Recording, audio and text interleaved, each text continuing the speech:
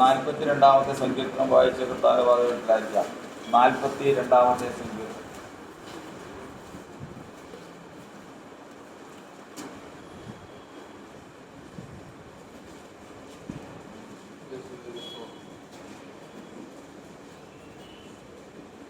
സംഗീത പ്രമാണിക്ക് കോരകപുത്രന്മാരുടെ ഒരു ധ്യാനം. 42-ാം സങ്കീർത്തനം. മാൻ നീർത്തോടുകളിലേക്ക് ചെല്ലുവാൻ കാക്ഷിക്കുന്നത് പോലെ ദൈവമേ, എന്റെ ആത്മാവ് നിന്നോട് ചേരുവാൻ കാക്ഷിക്കുന്നു. എന്റെ ആത്മാവ് ദൈവത്തിനായി, ജീവനുള്ള ദൈവത്തിനായി തന്നെ ദാഹിക്കുന്നു. ഞാൻ എപ്പോൾ ദൈവസന്നിധിയിൽ ചെല്ലുവാനിടയാകും? നിന്റെ ദൈവം എവിടെയെന്ന് അവർ എന്നോട് നിത്യം പറയുന്നതുകൊണ്ട് എന്റെ കണ്ണുനീർ രാവും പകലും എന്റെ ആഹാരമായി തീർന്നിരിക്കുന്നു. ഉത്സവം ആചരിക്കുന്ന പുരുഷാരത്തിന്റെ സന്തോഷവും സ്തോത്രവുമായ സ്വരത്തോടുകൂടെ സമൂഹമധ്യേ ഞാൻ ദേവാലയത്തിലേക്ക് ചെന്നത് ഓർത്ത് എന്റെ ഉള്ളം എന്നിൽ പകരുന്നു. എന്റെ ആത്മാവെ നീ വിഷാദിച്ച് ഉള്ളിൽ ഞരങ്ങുന്നത് എന്ത്? ദൈവത്തിൽ പ്രത്യാശ വയ്ക്കാം. അവൻ എന്റെ മുഖപ്രകാശക രക്ഷയും എന്റെ ദൈവവുമാകുന്നു എന്നിങ്ങനെ ഞാൻ ഇനിയും അവനെ സ്തുതിക്കും. എന്റെ ദൈവമേ, എന്റെ ആത്മാവ് എന്നെ വിഷാദിച്ചിരിക്കുന്നു. അതുകൊണ്ട് യോർദാൻ പ്രദേശത്തും ഹെർമോൻ പർവ്വതങ്ങളിലും മിസ്സാർ മലയിലും വെച്ച് ഞാൻ നിന്നെ ഓർക്കുന്നു. നിന്റെ നീർച്ചാട്ടങ്ങളുടെ ഇരച്ചിനാൽ ആഴി ആഴിയെ വിളിക്കുന്നു. നിന്റെ ഓളങ്ങളും തിരമാലകളുമെല്ലാം എന്റെ മീതെ കടന്നു പോകുന്നു. യഹോവ പകൽ നേരത്ത് തന്റെ ദയ കൽപ്പിക്കും. രാത്രി സമയത്ത് ഞാൻ അവനെ പാട്ടുപാടിക്കൊണ്ടിരിക്കും. എന്റെ ജീവന്റെ ദൈവത്തോടുള്ള പ്രാർത്ഥന തന്നെ. നീ എന്നെ മറന്നത് എന്ത്? ശത്രുവിന്റെ ഉപദ്രവം ഹേതുവായി ഞാൻ ദുഃഖിച്ചു നടക്കേണ്ടി വന്നതും എന്ത് എന്ന് ഞാൻ എന്റെ പാറയായ ദൈവത്തോട് പറയും. നിന്റെ ദൈവം എവിടെയെന്ന് എന്റെ ശത്രുക്കൾ ഇടപെടാതെ എന്നോട് പറഞ്ഞുകൊണ്ട് എന്റെ അസ്ഥികളെ തകർത്തുമണ്ണം എന്നെ നിന്ദിക്കുന്നു. എന്റെ ആത്മാവെ നീ വിഷാദിച്ച ഉള്ളിൽ ഞരങ്ങുന്നത് എന്ത്? ദൈവത്തിൽ പ്രത്യാശ വയ്ക്കുക. അവൻ എന്റെ മുഖപ്രകാശക രക്ഷയും എന്റെ ദൈവമാകുന്നു എന്നിങ്ങനെ ഞാൻ ഇനിയും അവനെ സ്തുതിക്കും. കർത്താവിനെ സ്തുതിക്കാം. ഹല്ലേലൂയ. സ്തോത്രം സ്തോത്രം സ്തോത്രം. ദൈവനായ ദൈവമേ, സ്വർഗ്ഗസ്ഥ പിതാവേ, നല്ല സമയത്തിനായി ഞങ്ങൾ കർത്താവിനെ സ്തുതിക്കുന്നു. സഭയാൽ ഞങ്ങളെ നടത്തിയ ദൈവം ഇന്നും ഈ സഭാരാധനയ്ക്ക് ഞങ്ങളോടൊപ്പം ഉണ്ട്. കർത്താവെ, തിരുനാമത്തിന്റെ മഹത്വം ഇന്ന് ഞങ്ങൾക്ക് സാധ്യമാക്കി തരണം. കർത്താവെ, അനുഗ്രഹിക്കപ്പെട്ട കർത്താവെ, ആരാധനയും വിടുതൽ ലക്ഷ്യത്തോടും എല്ലാം നൽകി തന്ന് ഞങ്ങളെ പുതിയൊരു ജീവിതത്തിലേക്ക് പ്രവേശിപ്പിക്കാൻ കർത്താവ് സാധിക്കുമാറാകണമേ. മഹത്വം പോരാട്ടെ. വായിച്ച സങ്കീർത്തനായ സ്തോത്രം, കർത്താവ് ജനത്തിനായ സ്തോത്രം, ഏവരെയും കർത്താവ് സന്ദർശിക്കണമേ.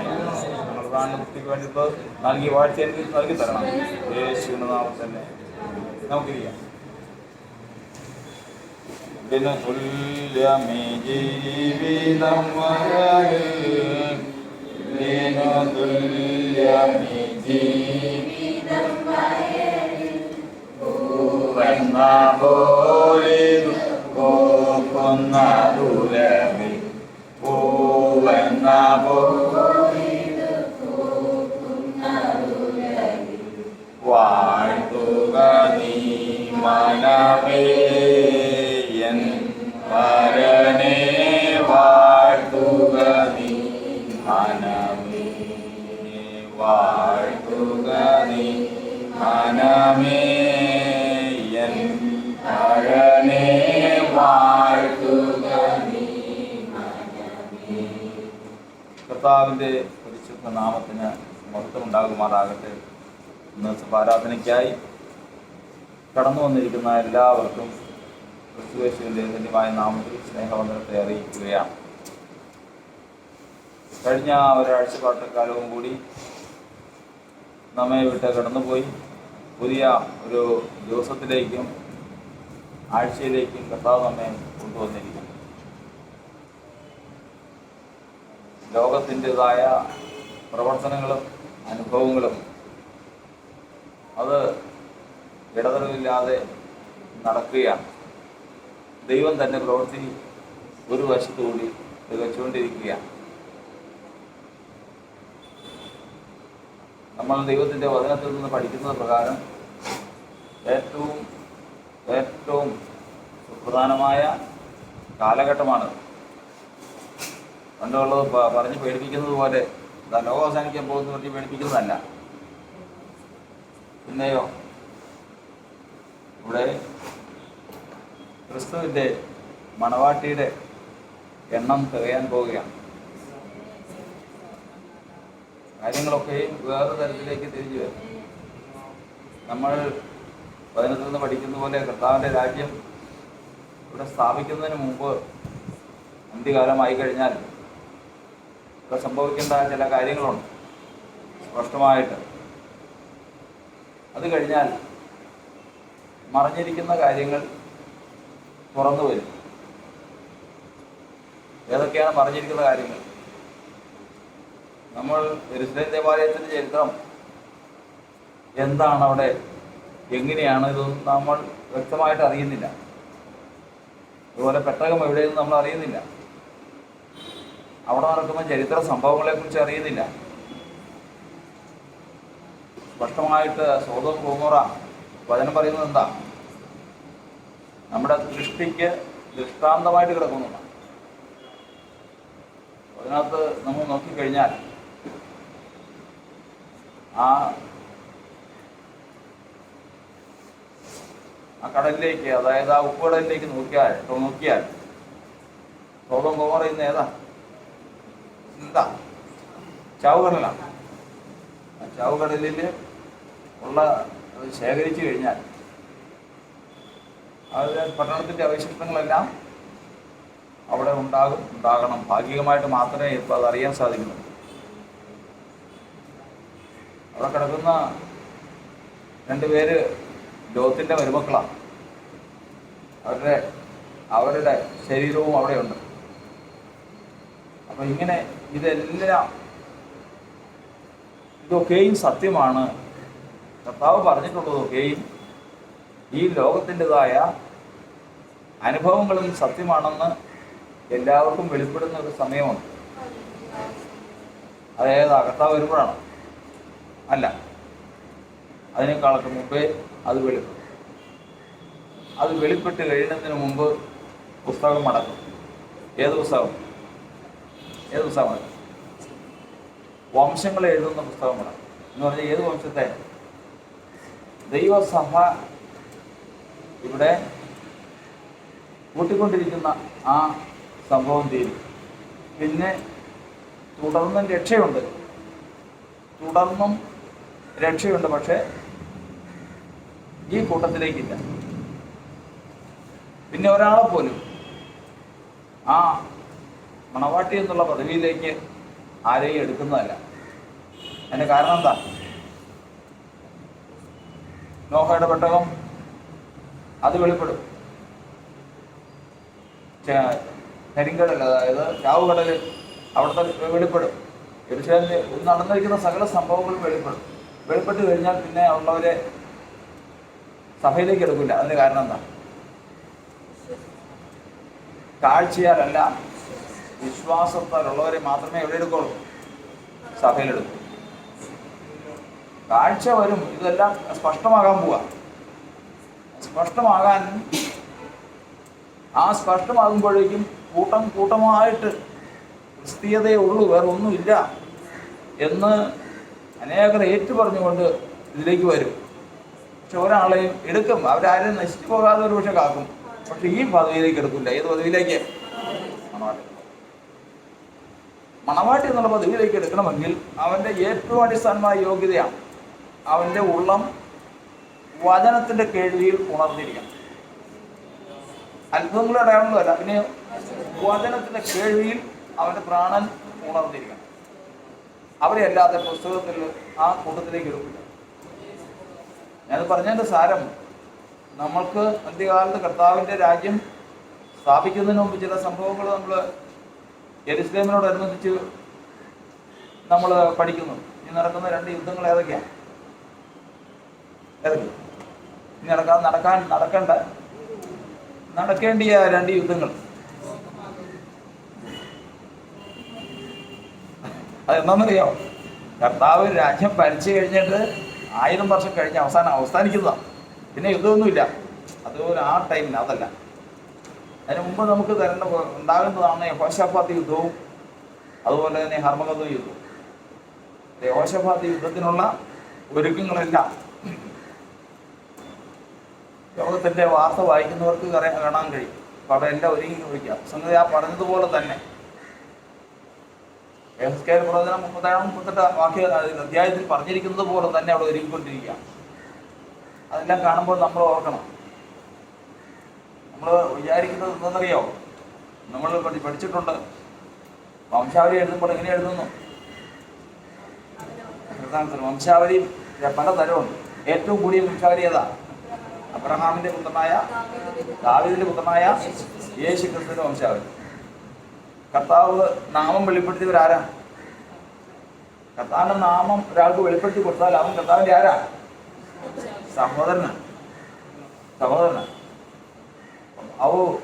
ആ നിലയിലേക്ക് വന്നിട്ടുണ്ടെങ്കിൽ, സഹോദരനായിട്ടുണ്ടെങ്കിൽ പിന്നെ വംശാവലി ഇങ്ങനെയാണെന്ന്. അബ്രഹാമിന്റെ പുത്രനായ ദാവീദിന്റെ പുത്രനായ യേശുക്രിസ്തുവിന്റെ സഹോദരനാണ്. അപ്പൊ അതുകൊണ്ട് ദാവീദിന്റെ പുത്രനായ ഇന്നയാളുടെ പേര് അത് പൂർത്തീകരിച്ചുകൊണ്ടിരിക്കുക. അതിൽ കൃത്യ എണ്ണമുണ്ട്. ആ എണ്ണം ഇതിനു മുമ്പ് എണ്ണം പൂർത്തിയായിട്ട് മാത്രമേ ഇതൊക്കെ തുറക്കുള്ളൂ. ഇപ്പോഴും എൻ്റെ ആരോപണം തടുക്കുന്നത് പോലെ ക്രിസ്തീയതയുടെ ഭൗതിക തെളിവുകൾ ആരോപണം തടുക്കുന്നത് പോലെ നമ്മൾ ശ്രദ്ധിക്കുമ്പോൾ ഓർത്തു കൊള്ളണം. നമ്മളെ കൂടി ഒന്ന് ഇതിൻ്റെ അകത്ത് വരുത്തി ഉറപ്പിക്കാൻ വേണ്ടിയിട്ടാണ് ഈ താമസിക്കുന്നത്. അത് നമ്മൾ ഒരിക്കലും മറന്നു പോകരുത്. വംശാവലി പൂർത്തിയാക്കാൻ പോവാണ്. അതിൻ്റെ ഗൗരവത്തോടു കൂടി എല്ലാ കാര്യങ്ങളും ഒരുങ്ങി വരിക. അതിനുള്ളിൽ തന്നെ ദൈവത്തിൻ്റെ സഭ ഒരുങ്ങി അവര് ദൈവത്തിൻ്റെ വചനം നമ്മൾ പഠിക്കുന്നത് പോലെ തങ്ങളുടെ വിളിയും തിരഞ്ഞെടുപ്പും ഉറപ്പാക്കുവാൻ ശ്രമിച്ച് അതിൽ തന്നെ ഉറച്ചു നിൽക്കുമ്പോൾ പിന്നീട് വരുന്നതിനൊന്നും നമ്മൾ ബാധകമല്ല. അതുമാത്രം നമ്മുടെ ഉറപ്പായി കഴിയും. കർത്താവ് നമ്മെ അനുഗ്രഹിക്കട്ടെ. നമ്മുടെ ജീവിതം സൂക്ഷ്മതയോടെ ആയിരിക്കേണ്ടുന്ന കാലഘട്ടമാണ്. പല ഇടങ്ങളിലും അതിനകത്ത് നമ്മൾ പഠിച്ചിട്ട് പരമവിളിയുണ്ട്, പിന്നെ അതിവിശുദ്ധ വിശ്വാസം. രണ്ട് വാക്കുകൾ അതിനെക്കുറിച്ച് പറഞ്ഞു. ഒന്ന് പരമവിളി, രണ്ട് അതിവിശുദ്ധ വിശ്വാസം. അതിനുള്ള വചനങ്ങളുണ്ട്. ഒരു സ്ഥലത്ത് ഒരു 10 നില കെട്ടിടം പണിയാനുള്ള പ്ലാനും എസ്റ്റിമേറ്റും എല്ലാം പേപ്പറിൽ എഴുതി വെച്ചിട്ടുണ്ട്.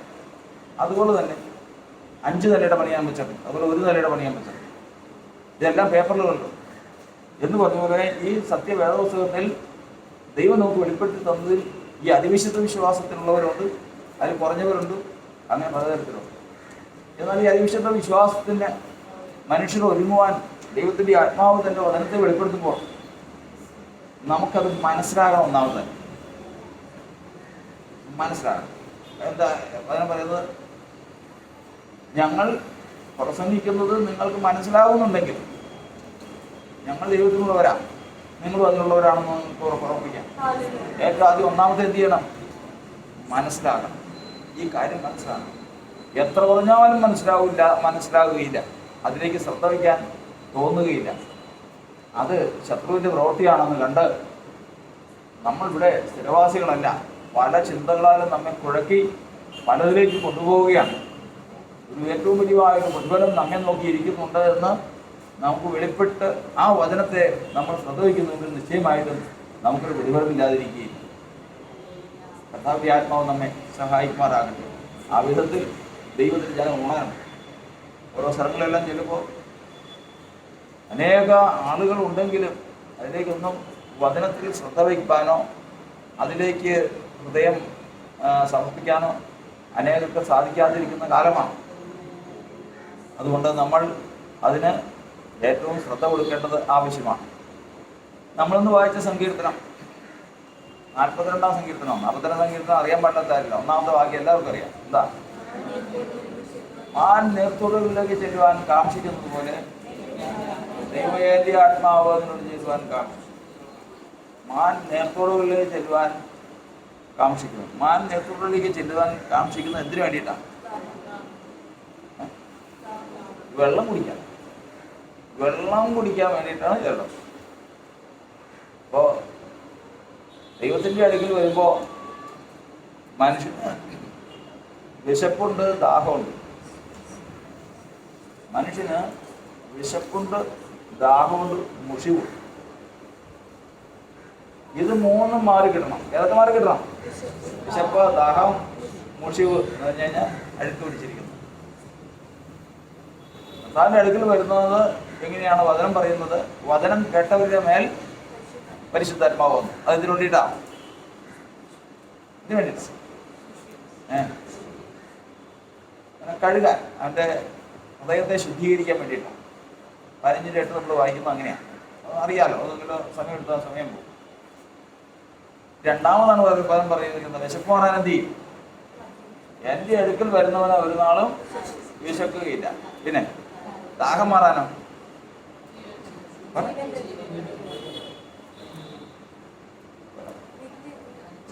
എന്നിൽ വിശ്വസിക്കുന്നവന് ഒരു നാളും ദാഹിക്കുകയില്ല.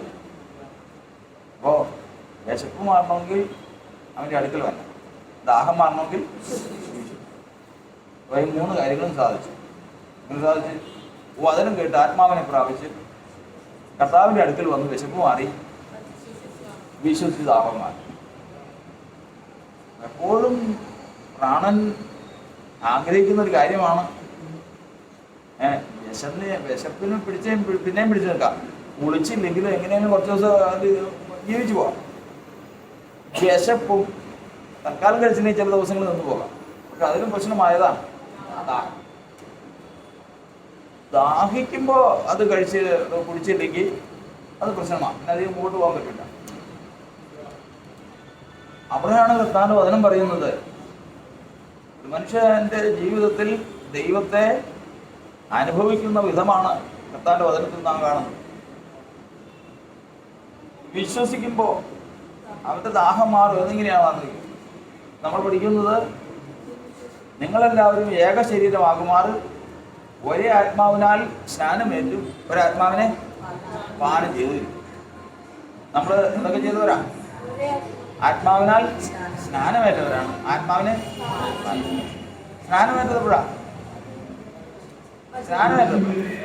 സ്നാനമേറ്റത് അതിന് വചനം പറയുന്നത് പരിശുദ്ധാത്മാവിനാലുള്ള സ്നാനം. ദൈവത്തിൻ്റെ ആത്മാവിനെ പ്രാപിച്ചപ്പോൾ പരിശുദ്ധാത്മാവ് അവരുടെ മേൽ വന്നു. എവിടെ വന്നു? അവരുടെ മേൽ വന്നു. പക്ഷെ അപ്പോഴും എന്ത് ചെയ്തിട്ടില്ല? പാനം ചെയ്തിട്ടില്ല. അതിന് കർത്താവ് എന്ത് പറഞ്ഞിരിക്കുന്നു? അവൻ ആത്മാവെന്ന വാഗ്ദത്തം പരിശുദ്ധാത്മാവ് നമ്മളെ തന്ന് ആത്മാവെന്ന അച്ചാരം നമ്മുടെ ഹൃദയങ്ങളിൽ തന്നുമിരിക്കുന്നു. അതെവിടെ തന്നു? ആത്മാവ് എവിടെ തന്നു? ആത്മാവ് ശരീരത്തിൽ തന്നു. അതോ അച്ചാരമോ? നമ്മൾ പാനം ചെയ്തത് ഏതാ? അച്ചാരമാണ് പാനം ചെയ്തത്. അതാണ് കർത്താവ് വചനം പറഞ്ഞിരിക്കുന്നത് ദാഹിക്കില്ല എന്ന് പറഞ്ഞതിൻ്റെ കാരണം. എന്താ കാരണം? എന്നിൽ വിശ്വസിക്കുന്നതിൻ്റെ ഉള്ളിൽ നിന്ന് തിരുവഴുത്തിൽ പറയുന്നത് പോലെ ജീവജലത്തിലെ നദികൾ പറഞ്ഞു. അവിടെ അതോടുകൂടിയാണ് ഒരു മനുഷ്യൻ്റെ ജീവിതം. അപ്പോൾ അത് സംഭവിച്ചത് എപ്പോഴാണ്? ഈ അച്ചാരമായിട്ട് തന്ന എപ്പോഴാണ്? ഹൃദയത്തിൽ അച്ചാരമായിട്ട് കിട്ടിയത് എപ്പോഴാണ്? ദൈവത്തിൻ്റെ വചനം പറയുന്നത് അത് ക്രിസ്തുയേശുവിനെ മരിച്ചവരിൽ നിന്ന് കേൾപ്പിച്ചവൻ്റെ ആത്മാവ് നമ്മൾ സ്നാനത്തിൽ അവനോട് അടക്കപ്പെട്ടതിന് ശേഷം അവനോട് ഉയർത്തെഴുന്നേറ്റപ്പോൾ ആത്മാവെന്ന അച്ചാരം എവിടെ വന്നു? നമ്മുടെ ഹൃദയത്തിൽ വന്നു. അങ്ങനെയാണ്. അപ്പോൾ ഒന്ന് വിശ്വാസത്താൽ പ്രാപിക്കുന്നതും, ഒന്ന് കേൾവിയാലും വിശ്വാസത്താലും പ്രാപിക്കുന്നതും, 2 അനുസരണത്താലും പ്രാപിക്കുന്നതാണ് ദാഹം തീരുന്ന ആത്മാവ്. അതാണ് പുത്രത്വത്തിൻ്റെ ആത്മാവ്. അതാണ് തേജസ്സിൻ്റെ ആത്മാവ്. അതിൻ്റെ തെളിവ് എന്താണ്?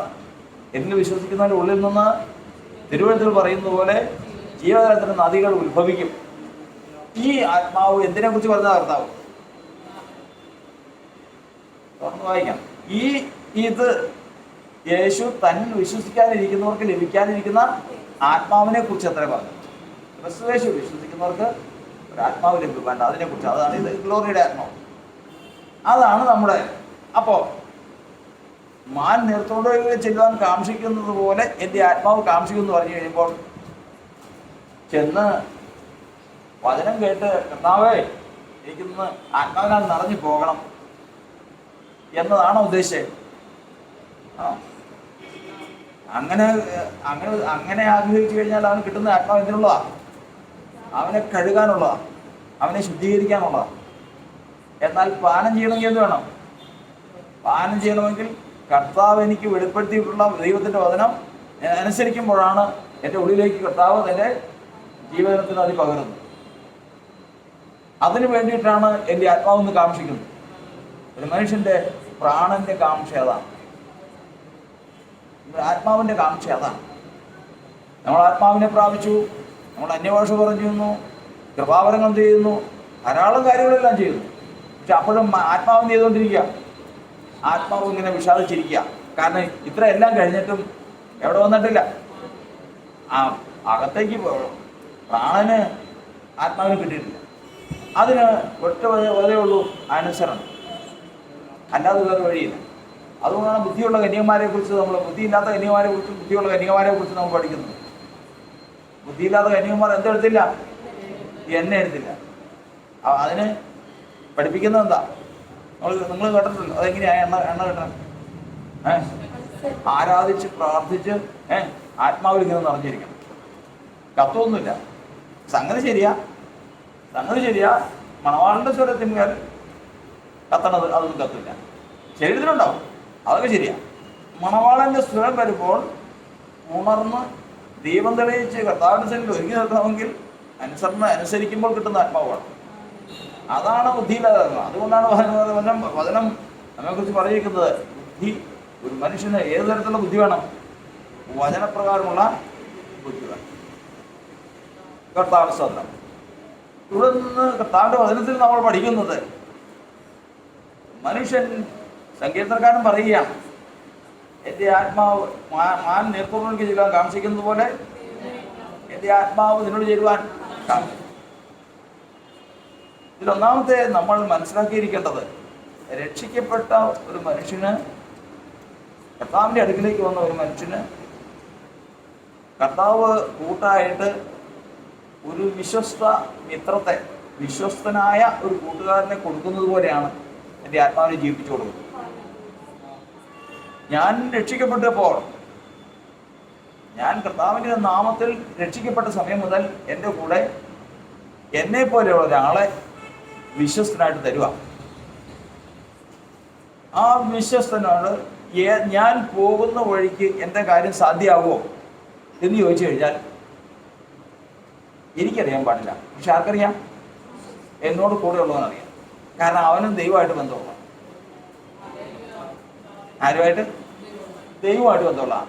അപ്പം ഞാനിന്ന് ഒരു കാര്യം പണി ചെയ്യാൻ പോവാ, ഇത് പോയതുകൊണ്ട് വല്ല പ്രയോജനം കിട്ടുമോ എന്നുള്ളത് ഉടനെ തന്നെ നമ്മൾ ചിന്തിക്കുന്നത് ഏതെങ്കിലും പ്രവാചകൻ്റെ അടുത്ത് പോവാം, അല്ലെങ്കിൽ ഒരു വെളിപ്പാടുള്ളവരുടെ അടുത്ത് പോവാം, അല്ലെങ്കിൽ ഇരുന്നോന്ന് കഴിക്കാം.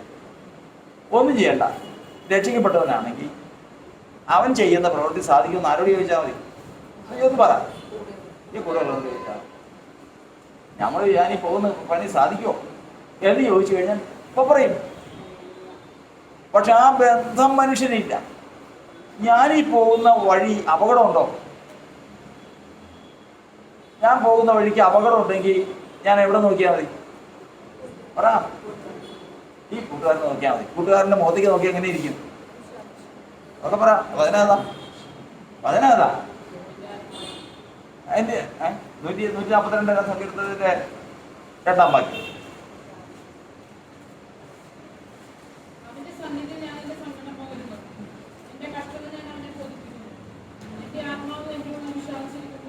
എൻ്റെ ആത്മാവ് എൻ്റെ ഉള്ളിൽ വിശ്വാസം. അപ്പൊ എന്നോട് കൂടെ ഉള്ളവൻ ഇപ്പൊ എന്ത് ചെയ്തോണ്ടിരിക്കുക?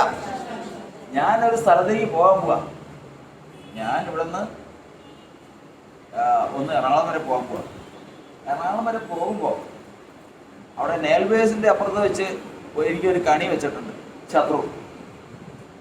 ഈ ശത്രു കണി വെച്ചിട്ടുണ്ട്. അപ്പൊ ഞാൻ എറണാകുളത്തേക്ക് പോവാ, വിശ്വാസത്താൽ അങ്ങ് പോവാ എന്നും പറഞ്ഞ് പോകാനല്ല പറഞ്ഞിരിക്കുന്നത്. ഏറ്റവും ആദ്യം എന്ത് ചെയ്യണം? ഇരുന്ന് ശാന്തമായിട്ട്, കൂടെ ആര് തന്നിട്ടുണ്ട്? കൂട്ടുകാരനുണ്ട്. അവൻ്റെ മുഖത്തേക്ക് നോക്കണം. നോക്കുമ്പോഴത്തേക്ക് ഒരു വിഷാദം ഉണ്ടല്ലോ, ഒരു വിഷാദമുണ്ട്. അതെന്താ വിഷാദം? അവിടെ വാതുർത്തിക്കപ്പുറം ഒരു കണി വെച്ചിരിക്കുന്നത് എനിക്ക് കാണാൻ പാടില്ല. ആര് കാണുന്നു? കൂട്ടുകാരൻ കാണുന്നു. അപ്പോഴാണ് പ്രശ്നമായി. എന്തോ പ്രശ്നമുണ്ടല്ലോ. മുട്ടുമടക്കണം. മുട്ടുമടക്കി അതിൽ നിന്ന് കയറിപ്പോ. ആ വചനം അങ്ങനെ തന്നെയാണോ നോക്കിയ വചനം? എൻ്റെ ആത്മാവ് എൻ്റെ ഉള്ളിൽ വിഷാദിച്ചിരിക്കുമ്പോൾ നീ എൻ്റെ പാത അറിയുന്നു. അത് എന്നെ ചെയ്തേക്കണേ. കർത്താനുസരം ഒരു കെണി എന്ത് ചെയ്തിരിക്കുന്നു? ഒളിച്ചു വെച്ചേക്കുക. ശത്രു ഒളിച്ചു വെച്ചിരിക്കുക. പക്ഷെ എനിക്ക് കാണാൻ പാടില്ല. ആർക്ക് കാണാം? കൂട്ടുകാരനെ കാണാം. അങ്ങനെ അവൻ കാണുന്നതുകൊണ്ട് അവൻ്റെ മുഖം എങ്ങനെയിരിക്കുന്നു? ഇപ്പോൾ ഒരു മനുഷ്യന്റെ ജീവിത വിജയം, ക്രിസ്തീയ ജീവിതത്തിലെ വിജയമാണ് ഏതാണ്? എന്ത് നല്ല കാര്യം കിട്ടിയാലും എന്തനുഭവിച്ചാലും അപ്പോൾ തന്നെ എവിടെ നോക്കണം? ആ കൂട്ടുകാരന് എൻ്റെ മുഖം എങ്ങനെ ഇരിക്കും നോക്കണം, അവൻ്റെ അവസ്ഥ എങ്ങനെയെന്ന് നോക്കണം. ഒരിക്കലും പരാജയമില്ല. കാരണം അവനും ആരുമായിട്ട് ബന്ധമുള്ളതാണ്. ഹല്ലേലൂയ, ദൈവമായിട്ട് അതുപോലെ ബന്ധമുള്ളവനാണ്. നമ്മുടെ ഉള്ളിൽ കർത്താവ് നമുക്ക് വീണ്ടെടുത്ത് തന്ന പ്രാണന്റെ കഴിവെന്താണെന്നറിയാവോ? കർത്താവ് തന്ന. അതുകൊണ്ട് ദൈവത്തിന്റെ വചനം പറയുന്നത് ഇതിനെ തകർക്കാനായിട്ട് ഇതിനെ ഈ ബന്ധം ഇല്ലാതാക്കണം. ഏത് ബന്ധം? കൂട്ടുകാരനുമായിട്ട് ബന്ധമില്ലാതാക്കണം. കാരണം ഒരിക്കലും കൂട്ടുകാരന്റെ വേദന, കൂട്ടുകാരന്റെ വിഷാദം, കൂട്ടുകാരന്റെ ഞരക്കം, അങ്ങനെ ചില കാര്യങ്ങളുണ്ട്. കൂട്ടുകാരന്റെ ഈ കാര്യങ്ങളൊന്നും അറിയാതിരിക്കാൻ തക്കവണ്ണം എന്ത് ചെയ്യും? കൂട്ടുകാരുടെ ഇതൊന്നും അറിയാതിരിക്കാൻ തക്കവണ്ണം പല പല പ്രശ്നങ്ങളും. വിശ്വാസിയാണ്, പക്ഷെ പല പല വിചാരപ്പെട്ടും മനം കലങ്ങിയും പല കാര്യങ്ങൾ ഇരിക്കുക. അപ്പൊ കർത്താവിന്റെ വചനം പറയുന്നത് അത് ആദ്യമേ തന്നെ ശാന്തമായിരിക്കണം. ഏറ്റവും ഭയങ്കരമാണ് സംസാരം. കാരണം കൂട്ടുകാരനുമായിട്ട് ബന്ധം തെറ്റിക്കഴിഞ്ഞാൽ അതിൻ്റെ ലക്ഷണമാണ് എന്ത് ചെയ്തുകൊണ്ടിരിക്കും? അമിതമായി സംസാരിക്കുന്നു. വിശ്വാസ കപ്പൽ മുങ്ങിക്കഴിഞ്ഞാൽ അവൻ്റെ സ്വഭാവം എന്നായിരിക്കും? ഒരാളുടെ വിശ്വാസ കപ്പലാണ് മുങ്ങി. വിശ്വാസ കപ്പൽ ഉണ്ടാക്കണേ എങ്ങനെയാണ്? അത് കേൾക്കട്ടെ. കപ്പൽ എവിടെ കിടക്കണേ? വെള്ളത്തിൽ. വെള്ളം എന്ന് പറഞ്ഞാൽ എന്താ? സമയം. ജാതികളും ഗോത്രങ്ങളും വംശങ്ങളും ആയിരിക്കുന്നല്ലോ. അതിനകത്ത് കപ്പലിനകത്തൊരാള്, ആ ആളാരാ? നമ്മുടെ പ്രാണൻ. കപ്പലേതാ? വെള്ളം കയറാതിരിക്കണേ. ഇങ്ങനെ ഈ ലോകത്തോട് ലോകത്ത് നമ്മെ വേർതിരിക്കുന്ന ആ പാത്രം ഏതാ? നമ്മളും ജാതിയായിട്ടുള്ള ഒരാളുടെ വ്യത്യാസം എന്താ? നമുക്ക് നല്ല മനസ്സാക്ഷിയുണ്ട്, ക്രിസ്തുവേശന്റെ മനസ്സാക്ഷിയുണ്ട്, അവർക്ക് അതില്ല. അപ്പൊ കപ്പൽ എന്ന് പറയുന്നതാ നല്ല മനസ്സാക്ഷി. വെള്ളം എന്ന് പറയുന്നതാ? അതിനകത്ത് കപ്പലിനകത്താരാ?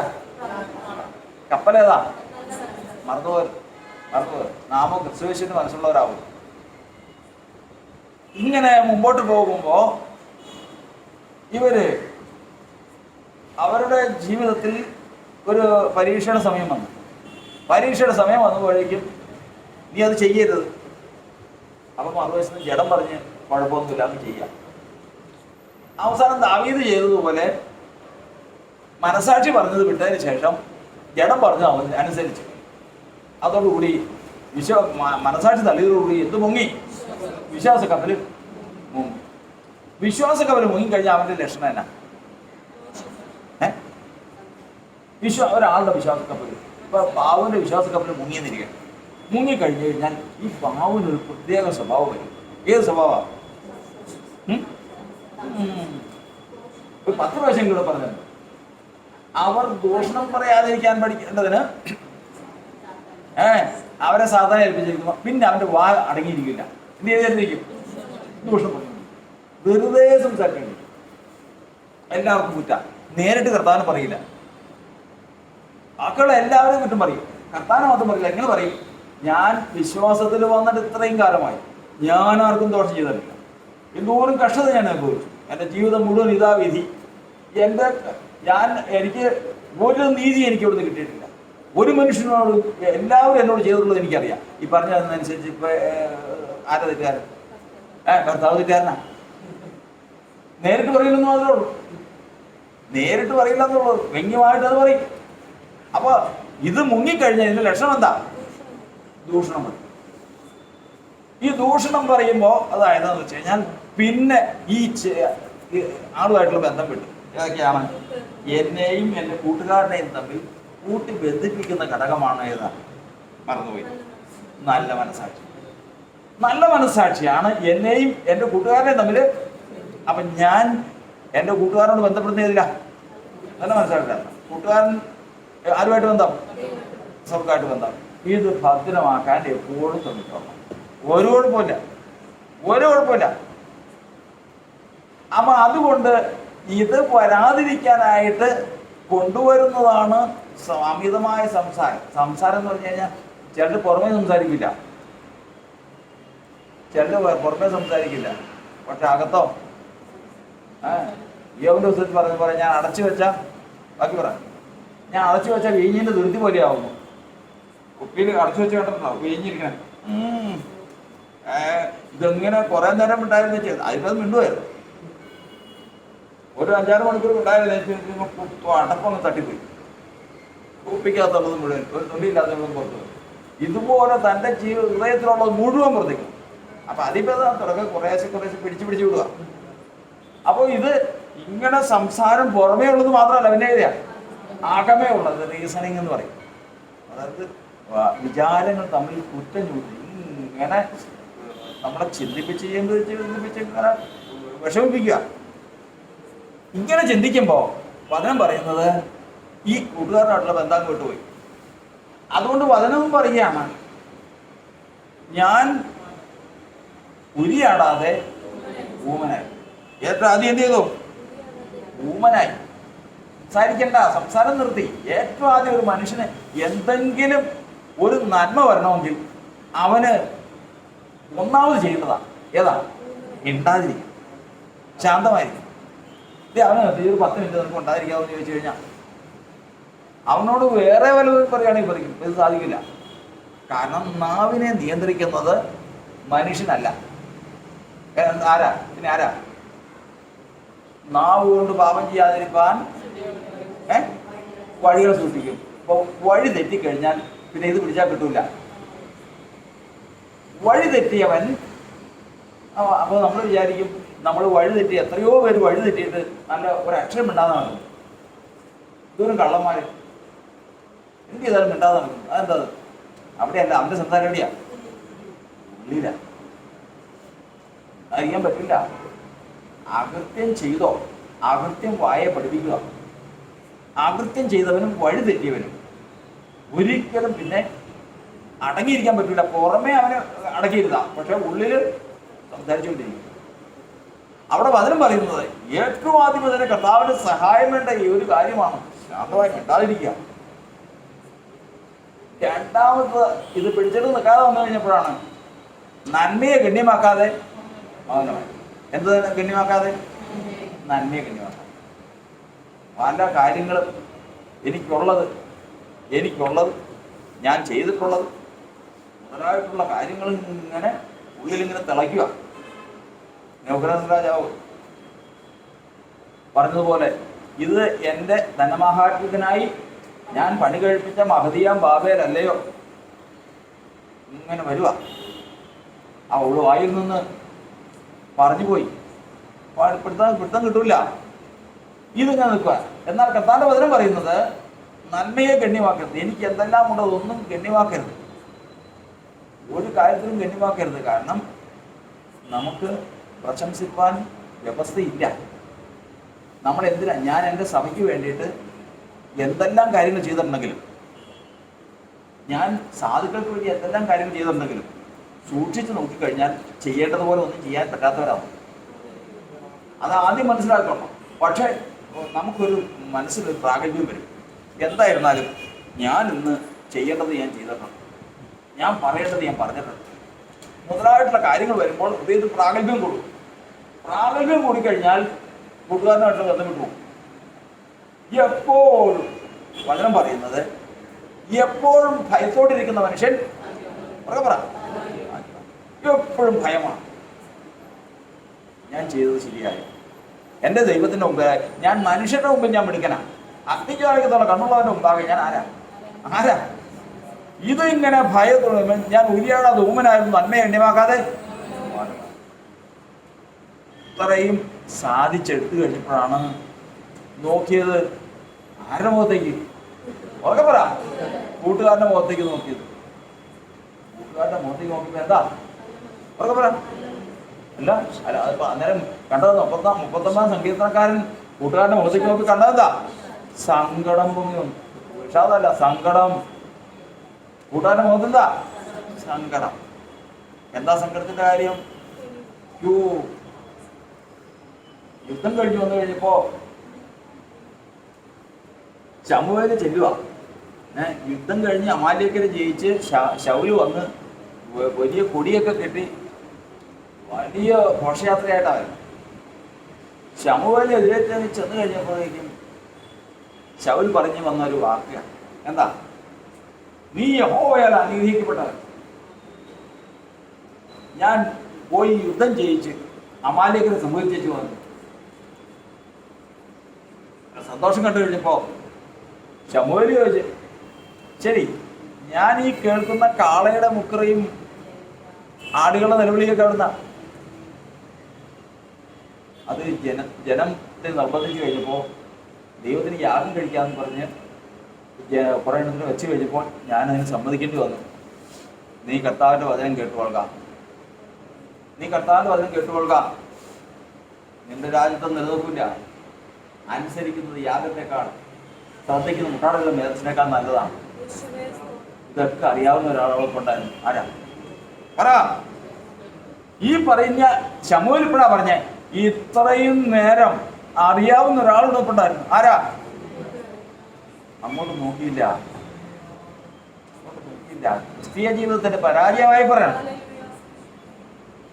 ക്രിസ്തീയ ജീവിതത്തിന്റെ പരാജയമാണ്. കാരണം നമ്മൾ എത്ര സന്തോഷിക്കുമ്പോഴും ആ സന്തോഷമെല്ലാം അവിടെ വെക്കണം.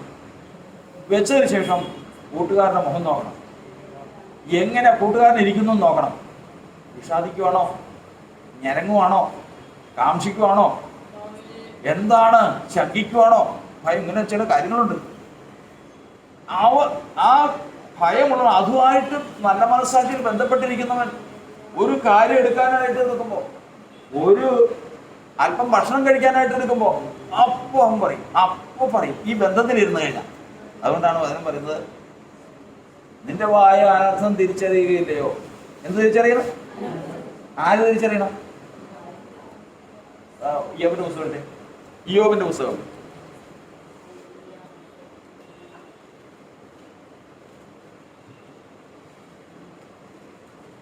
6:30 വായിക്കും. എന്റെ നാവിൽ അനീതിയുണ്ടോ? എന്റെ വായ അനർത്ഥം തിരിച്ചറിയുകയില്ലയോ? എന്റെ വായ അനർത്ഥം തിരിച്ചറിയില്ലയോ? ഒരാൾ ചോദിക്കുക, ഇന്ന് കൃത്യം ആ ദിവസം തന്നെയാണ് ഒരാള്, ഞാൻ അവിടെ ഒരു സഭയിൽ ഇരിക്കുക. അപ്പോൾ അവിടുത്തെ ഒരു സഹോദരി പള്ളി പോയച്ച് ആരാധനയ്ക്ക്, പള്ളി എന്ന് പറഞ്ഞാൽ നമ്മുടെ പെന്തക്കോസ്ത് പള്ളിയിൽ യേശാവക്കാരാണ്. വീട്ടുകാരും യേശാവക്കാരല്ല, അവരെല്ലാം സമുദായക്കാരാണ്. ആരാധന കഴിഞ്ഞ് വീട്ടിലേക്ക് വരുമ്പോഴത്തേക്കും ഈ യാക്കോവക്കാർക്ക് പെസഹായ്ക്ക് അപ്പവും പാലും എന്ന് പറഞ്ഞ പരിപാടി അത് റെഡിയാക്കി വെച്ചിരിക്കുക. നല്ല വിശപ്പ്, അത് നോക്കിയപ്പോഴത്തേക്കും പല കാര്യങ്ങളൊക്കെ നോക്കി അവസാനം സ്തോത്രം പറഞ്ഞ് കഴിച്ചാൽ മതി എന്ന് പറഞ്ഞ് സ്തോത്രം ദൈവരെ പറഞ്ഞ് ചെങ്ങെടുത്ത് കഴിച്ചു. അടുത്ത ദിവസം വന്ന് കഴിയുമ്പോഴത്തേക്കും എന്ന് പറഞ്ഞ് ഞാനൊരു സ്വപ്നം കണ്ടു. എന്നാ സൗകര്യം, ഈ ഭൂമി മൊത്തം കിടന്ന് കറങ്ങിക്കൊണ്ട്, അതങ്ങനെയല്ലേ സംവിധാനം ചെയ്തേക്കണം. അങ്ങനെയല്ല, ഇത് എതിർദിശയിലൊക്കെ കറങ്ങി.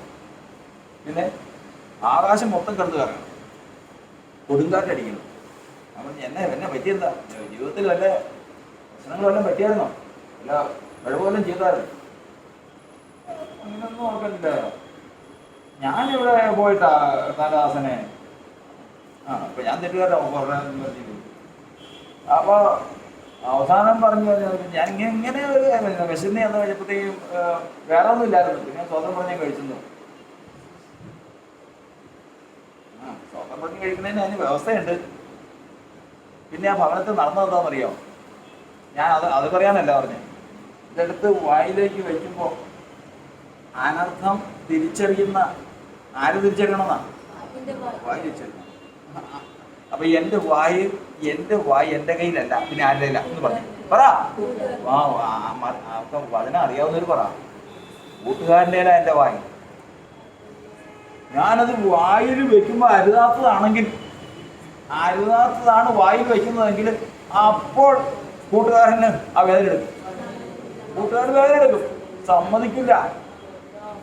മനസ്സാക്ഷി നിലക്കത് കൂട്ടുകാരുമായിട്ടുള്ള ബന്ധമൊക്കെ വിട്ടതിന് ശേഷം മുമ്പോട്ട് പോവുക. എന്ത് കിട്ടിയാലും തിന്നും, എന്തും പറയും. വാഗുണ്ട് രണ്ടുമുണ്ട്, എന്തും പറയും. അതിനെ പറയുന്നത് അവർ കൈപ്പുള്ള വാക്കായ അസ്ത്രം തൊടുകയും. പിന്നെ 64 സങ്കീർത്തനം 60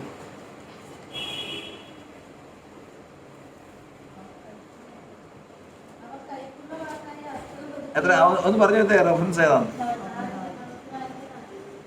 64:4 64:3.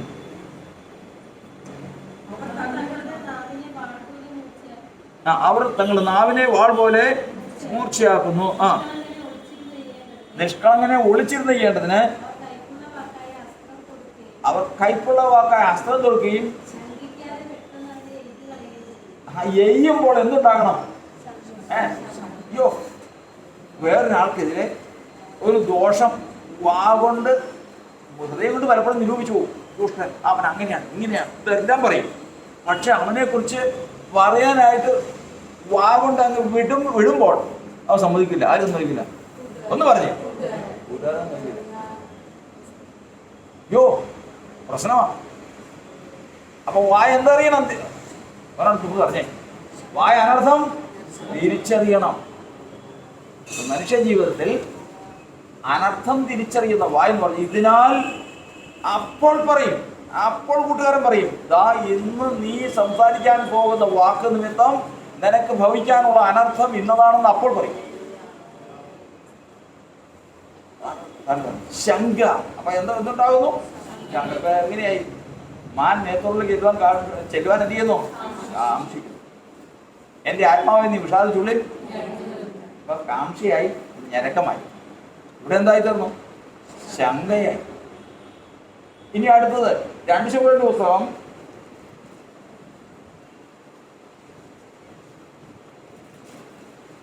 1:13 വായിച്ചു.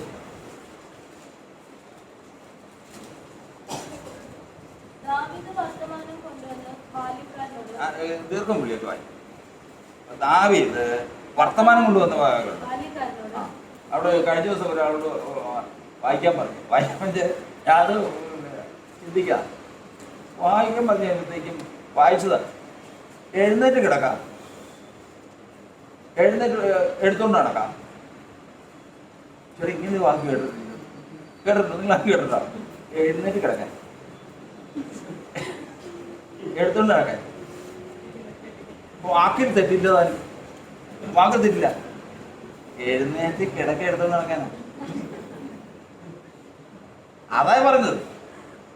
ആ ശൈലിയിലൊക്കെ വായിക്കുമ്പേ എഴുന്നേറ്റ് കിടക്ക, എടുത്തോണ്ട് നടക്കാം. തെറ്റായിരിക്കും പറഞ്ഞ കളിയാക്കിയതല്ല. പറഞ്ഞോ.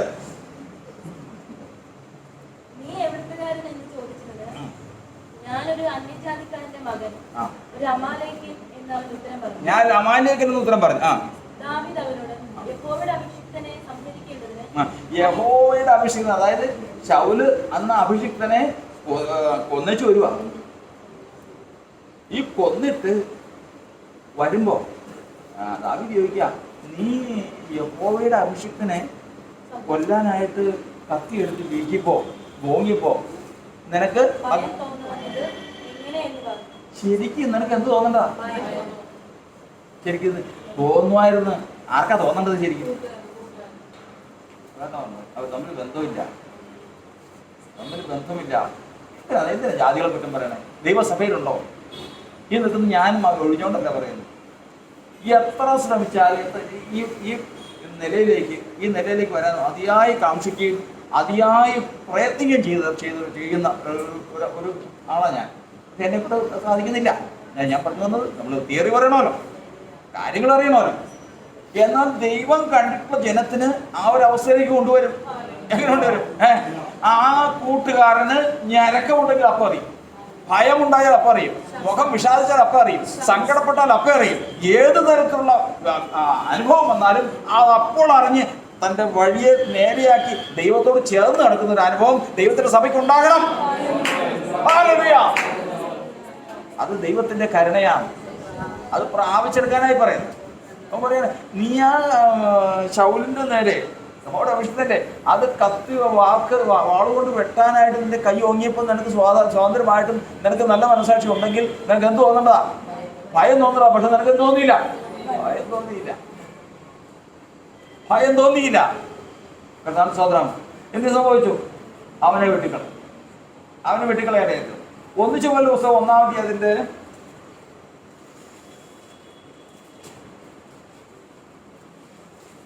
15-13 വായിച്ചു.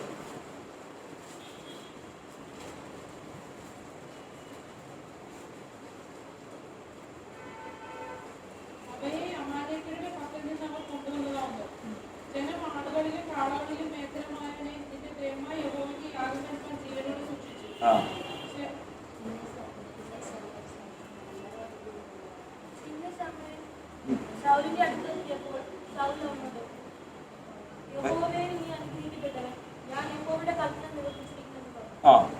അതിന് ശമൂവേൽ, എന്റെ ചെവിയിൽ എത്തുന്ന ആടുകളുടെ വലിയ കരച്ചിലും ഞാൻ കേൾക്കുന്ന കാളുടെ പൂക്കളെ എന്ത് എന്ന് ചോദിച്ചു. അവയെ അമലേക്യരുടെ പക്കൽ നിന്ന് അവർ കൊണ്ടുവന്നതാകുന്നു. ജനം ആടുകളിലും കാളകളിലും നേത്രമായവയെ നിന്റെ ദൈവമായ യഹോവയ്ക്ക് യാതൊരു വരുവാൻ ജീവനും സൂക്ഷിച്ചു. കാര്യങ്ങൾ നമുക്കറിയാം. ദൈവത്തിന്റെ വചനം പറയുന്നത് ഈ കാര്യങ്ങൾ നമ്മുടെ പ്രാണനെ കർത്താവ് വീണ്ടെടുത്ത് തന്നതിന് ശേഷം നമ്മോടൊപ്പം ഈ യാത്ര പൂർത്തിയാക്കുവാൻ കർത്താവ് തന്നിരിക്കുന്നതാണ്. ഏത് പ്രവൃത്തി ചെയ്യുമ്പോഴും, ഏത് യാത്രയ്ക്കും, ഏത് അനുഭവത്തിനും, ഏത് ഹൃദയാവസ്ഥയ്ക്കും കർത്താവിന് സ്തോത്രമാണ്. ആ മനസ്സാക്ഷി ഒന്ന് പരിശോധിക്കുമ്പോൾ നമുക്കറിയാം. അതറിയുന്നവരാണ് പറയുന്നത്, ഇപ്പോൾ എൻ്റെ ആത്മാവ് കാക്ഷിക്കുന്നു. ഇതിനു വേണ്ടിയിട്ട് ജീവനുള്ള ദൈവത്തിനായി തന്നെ കാക്ഷിക്കുന്നു. കർത്താവിന്റെ സ്തോത്രം. മാൻ നേതൃത്വത്തിലേക്ക് ചെല്ലുവാൻ കാക്ഷിക്കുന്ന പോലെ എൻ്റെ ആത്മാവ് നിന്നോട് ചേരുവാൻ കാക്ഷിക്കുന്നു. എൻ്റെ ആത്മാവ് നീ വിഷാദിച്ചുള്ളിൽ ഞരങ്ങുന്നുണ്ട്. ഓരോ അനുഭവങ്ങളും നമ്മുടെ പ്രാണന്റെ അനുഭവം. അതാണ് വചനം പറയുന്നത്, നീതിമാൻ തൻ്റെ പ്രാണന്റെ അനുഭവമാണ്. മനുഷ്യന്റെ ജീവിതത്തിൽ, ക്രിസ്തീയ ജീവിതത്തിൽ വന്നു കഴിഞ്ഞാൽ അവന് ഏറ്റവും വലിയ വിജയമാണ്. അപ്പോൾ അവർക്ക് നമുക്ക് പ്രയാസങ്ങളും കഷ്ടങ്ങളും ഒക്കെ ഉണ്ടെന്നുള്ളൂ. ഇതെല്ലാം ഉണ്ടെന്ന് വെച്ചാൽ അവനവന്റെ പ്രാണന്റെ അനുഭവം സദാസമയം അറിഞ്ഞുകൊണ്ടിരിക്കുന്നവന് പരാജയമില്ല. അതനുസരിച്ച് ജീവിതത്തെ ക്രമപ്പെടുത്തി മുമ്പോട്ട് പോകുന്നവന് പരാജയം കർത്താവ് സമ്മതിക്കുക. അതുകൊണ്ട് കർത്താവിന്റെ വചനത്തിൽ നമ്മൾ പഠിച്ചത് പ്രകാരം നമ്മുടെ പ്രാണന്റെ അനുഭവം നാം അറിയട്ടെ. നമ്മുടെ ഓരോ ജീവിത അനുഭവങ്ങളിലും ഞാൻ സന്തോഷമായിട്ട് ശത്രുക്കളെ ജയിച്ച് വന്നിരിക്കുന്നു എന്ന് പറയുമ്പോൾ അവിടെ ഇരുന്നതിന് ശേഷം ഞാൻ ശത്രുക്കളെ ജയിച്ചു എന്നുള്ളത് ശരിയാ, അമാലിയേക്കർ തോറ്റു എന്നുള്ളത് ശരിയാ. സന്തോഷക്കുറവിന് ഒരു കാര്യമില്ല, കാരണമില്ല അപ്പോൾ. പക്ഷെ ഇരുന്നിട്ട് എന്ത് ചെയ്യണം? ഉരിയാടാതെ ഊമനായിരുന്നു, നന്മയെ ഗണ്യമാക്കാതെ മൗനമായിരിക്കുന്നു. അപ്പം അറിയാം, അയ്യോ എന്ത് ചെയ്തിരിക്കുന്നു, ഞാൻ ഇന്ന് ദൈവത്തോട് ദ്രോഹം ചെയ്തതാണ്. ശൗലിന്റെ തല വെട്ടിക്കൊണ്ടുവരുന്നവൻ അവൻ എന്തിനാ വന്നതെന്നറിയോ? ശൗലിന്റെ തലയായിട്ട് വന്ന് അവന്റെ വിചാരം എന്നാന്നറിയോ? ദാവീദ് സമ്മാനം കൊടുക്കുന്നു വരും. ദാവീദ് സമ്മാനം കൊടുക്കുന്നു വരിക. ആ സമ്മാനത്തിന്റെ ആഗ്രഹവും കാര്യങ്ങളും വാളും തലയൊക്കെ അവിടെ ഇരുന്നത്. ഇതിന് ശേഷം ഒന്ന് മുട്ടുപടയ്ക്കാൻ മതി, ഒന്നിരുന്നാൽ മതി. ധ്യാനിച്ചതിന് ശേഷം എന്ത് പൊങ്ങി വരും? പ്രാണന്റെ സങ്കടം വരും. കാരണം അവന്റെ മേൽ വാള് വന്ന് അവൻ ഇല്ലാതെയാവുന്നത് അവൻ കാണുന്നില്ല. പിന്നെ ആര് കാണുന്നു? അവന്റെ പ്രാണൻ കാണുന്നു. ഇന്ന് നമ്മെ കർത്താവ് വിളിച്ചിട്ടുണ്ടെങ്കിൽ നമ്മുടെ വഴിയിൽ ആപത്തുണ്ട്, കഷ്ടങ്ങളുണ്ട്, നഷ്ടങ്ങളുണ്ട്, ഞെരുക്കങ്ങളുണ്ട്, എല്ലാം ശരി തന്നെയാണ്. പക്ഷേ എന്തെല്ലാം വരുന്നുണ്ടോ അത് മുഴുവനും ആര് കാണുന്നു? നമ്മുടെ പ്രാണൻ കാണുന്നു. നമുക്ക് ഏതെങ്കിലും സംശയം ഉണ്ടെങ്കിൽ അതിനോട് ചോദിച്ചാൽ മതി. അതുകൊണ്ടാണ് വചനം പറയുന്നത്, സ്വന്തം ഹൃദയത്തിലേക്ക്, സ്വന്തം പ്രാണനിലേക്ക് എൻ്റെ ആത്മാവെ നീ വിഷാദിച്ച് ഞരങ്ങുന്നത്. എന്താണ് ഞരങ്ങുന്നത്? വല്ല അപകടം ഉണ്ടോ? വഴിയിൽ വല്ല അപകടം ഉണ്ടോ? അല്ലെങ്കിൽ ഞാൻ ഇപ്പം ചെയ്യാൻ പോകുന്ന പ്രവൃത്തിയിൽ എന്തെങ്കിലും ദോഷം ഇരിപ്പുണ്ടോ? സൂക്ഷിച്ചു നോക്കി ദൈവത്തിൻ്റെ ആത്മാവ് ആ പ്രാണനിൽ നിന്ന് പുറപ്പെടുവിക്കുന്ന ആ ജ്ഞാനമുഖാന്തരം, ആ ബുദ്ധി മുഖാന്തരം മുൻപോട്ട് നീങ്ങുമ്പോൾ അവന്റെ ജീവിതം ലക്ഷ്യത്താലെത്താൻ ദൈവം സഹായിക്കും. കർത്താവിന്റെ ആത്മാവ് നമ്മെ സഹായിക്കുമാറാകട്ടെ. ദൈവങ്ങളിലേക്ക് ഏൽപ്പിക്കാം. യേശു എന്നടിസ്ഥാനം ആശയവനിലത്രേ